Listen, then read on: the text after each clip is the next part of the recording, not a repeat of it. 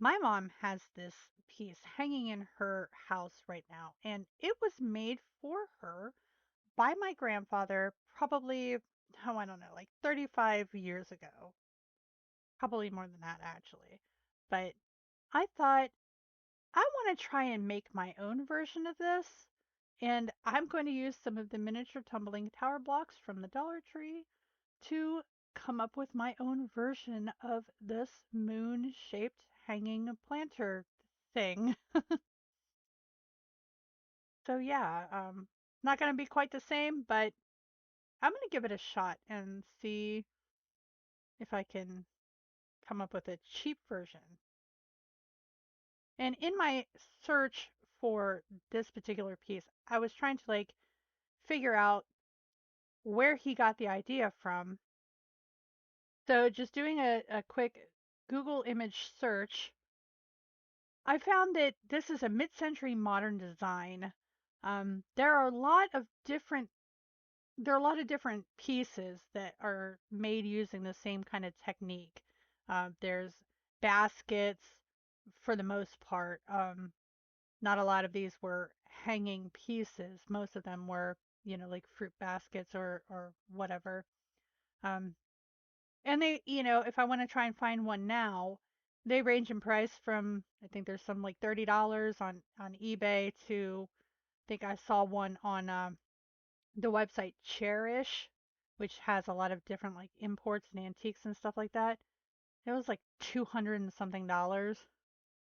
I don't remember if I click on it here or not, but yeah, so it's a mid-century modern design, and I think he probably had a some sort of periodical or magazine that had this in it. So I'm just gonna try and make my own. So let me get started putting this together. Now I'm going to work with the miniature tumbling tower blocks from Dollar Tree first.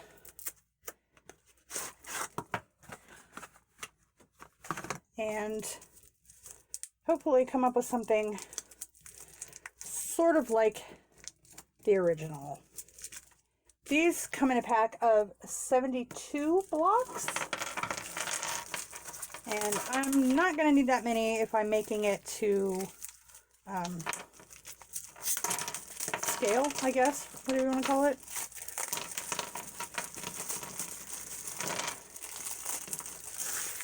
So I'm following the original design. So, going by the original, the center row has 10 pieces. 2, 3, 4, 5, 6, 7, 8, 9, 10. Okay. And they are in a crescent moon shape.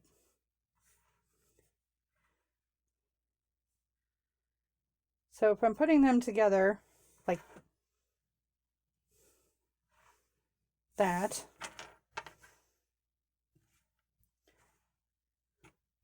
this is going to be fun.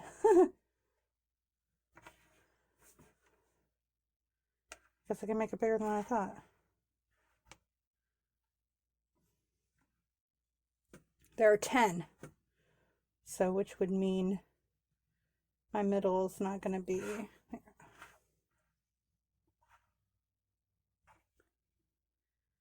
Pretty sure it's not going to be symmetrical, but I'm going to try. All right, so something like that. The next row has 9. So there's 3, 5, 7, 9. And they overlap like that.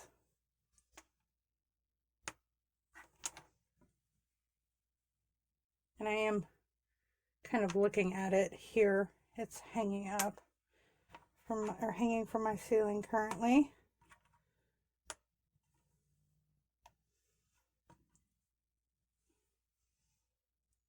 I am trying to make this work. See, they almost all look like they're touching, so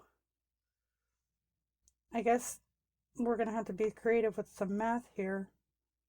well, angles anyway, some geometry to make it work. Yep, there we go. So something like that. So once I get this locked in, what I'm going to do is use some Gorilla Wood glue and glue everything together. It's not going to be the same size. The one my mom has is a bit larger, and you'll see the comparison. The difference, there's going to be several differences. The difference between the one I'm doing and the one my grandpa made. The edges are beveled on the other one, as you can see in this picture here. Now, the edges are beveled. I'm not going to take all that time for that. I mean, these blocks are finished, you know, and he would have cut all that out himself. And I mean, the bevel does give it a really cool look, but like, I don't even need to sand this or anything. There's no splinters, so I'm not going to worry about that. And I'm not going to stain it. So let's get into this. Counting each row, there's 10 and then 9, 8, 7, 6, 5. Okay, so it goes from 10 to 5 on this side, they'll 10 to 5 on the other side. I'm going to do this side first, and then when it's done, I will flip it over and then do the next side. All right, so I've got my basic shape laid out here, and I'm going to carefully start adding these other pieces. Again, using Gorilla Wood glue, and I'm just taking some Q-tips. I'm doing this very gently to get the first couple of rows established. And I'm just going to dip the Q-tip in the glue and start with that. Again, I'm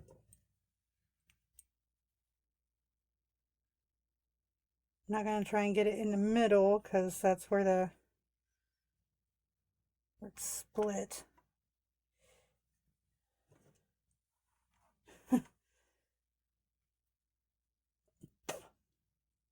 This stuff doesn't taste good. Not really at all. Whew.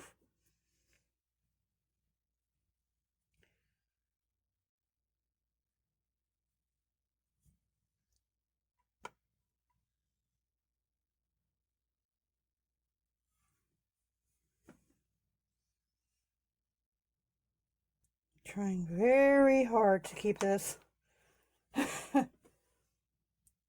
I'm sure there's a better way of doing this. Can't think of any right now, but okay, I'm just taking this wood glue, thin layer,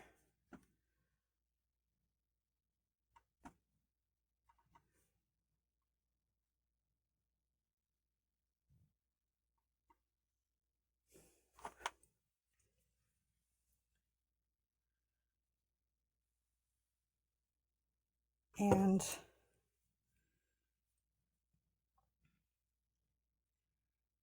getting it secured on here.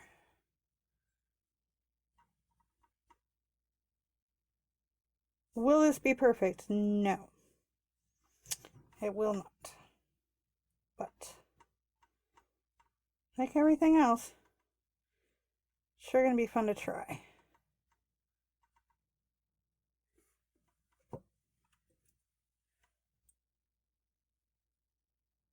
I haven't even stopped to think about how I'm going to hang it up yet, but hey, baby steps.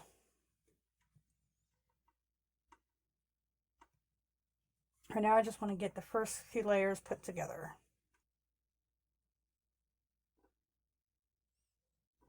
There we go. Now,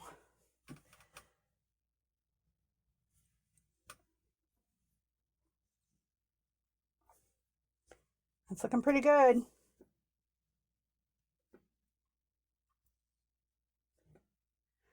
All right, I want to let that set up for a little bit and then I will do the rest.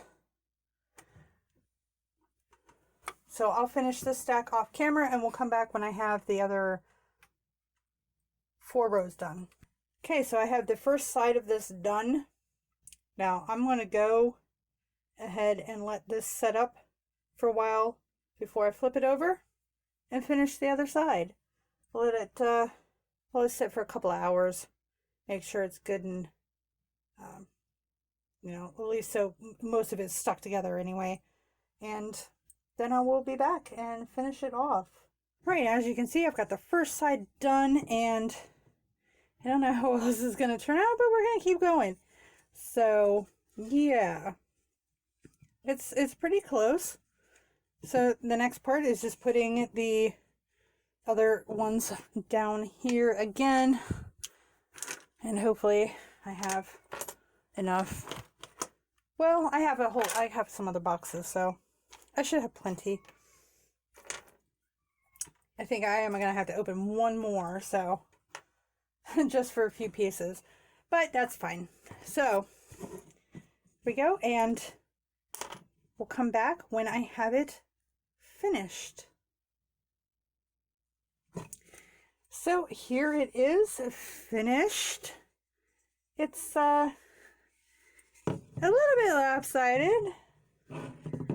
just a little, but you know what? When it's hanging up, you're probably not even going to see that. So I am going to try and make another one of these. Only I'm going to double the amount, right? So I'm going to make them 2 wide and do the same thing. I learned. Let's just put it that way. I learned. So this side looks nice. This side, not so much.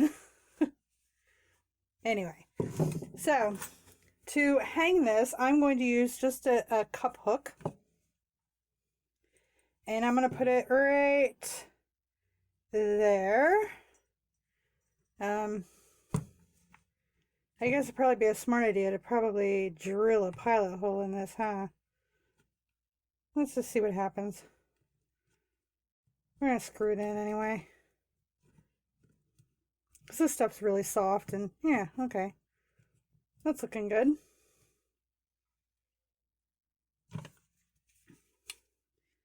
Alright, and I've just got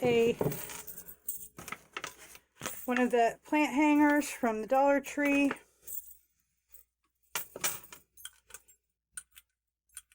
And that's how I'll hang it up. So let me show you how they look. So here we have them both together, mine on the left, my mom's on the right, and it didn't turn out half bad for never having done it, not following any pattern, and just kind of winging it. I think it turned out okay. It's not symmetrical, no, but now that I know how it's constructed, I can definitely knock out another one and make it way better. And I saved a lot of money. Instead of buying one for $200 that's vintage, I made my own for $1.25. So that's pretty good savings. But you guys let me know what you think in the comments below. And as always, if you have enjoyed this video, would you consider subscribing? And don't forget to hit the notification bell so you have my alerts for my Saturday uploads. Thank you guys so much for watching. Have a great weekend. Take care, y'all. Bye.